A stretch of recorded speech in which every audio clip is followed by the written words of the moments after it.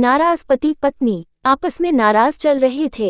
नाराजगी भी इतनी थी कि एक ही कमरे में रहते हुए आपस में एक दूसरे को बोलते तक नहीं थे। दोनों अपने अपने काम में कोई कमी नहीं आने देते। जैसे सुबह पति उठता तो पत्नी चाय टेबल पर रख जाती और ऑफिस का समय होता तो लंच बॉक्स तैयार करके देती। इसी तरह पति भी ऑफिस से आते हुए सब्जी राशन आदि लाकर रख देता।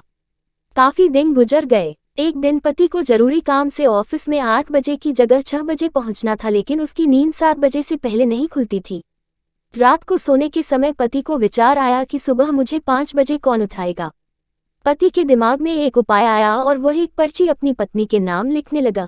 देखो मीना, मुझे सुबह ऑफिस जल्दी जाना है, इसलिए मुझे 5 बजे जगा देना। इस तरह पर्ची लिखकर वह पत्नी के बेड पर रख आया और बेफिक्र होकर सो गया। पत्नी पर्ची उठाकर पढ़ी और कुछ सोचा और वह भी सो गई। सुबह पति की नींद खुली तो उसने उठकर घड़ी की तरफ देखा। घड़ी में 7 बज रहे थे। फिर उसकी निगाह तकिए पर गई तो वहां एक पर्ची रखी थी। उस पर लिखा था, जी उठ जाओ, सुबह के 5 बज गए हैं।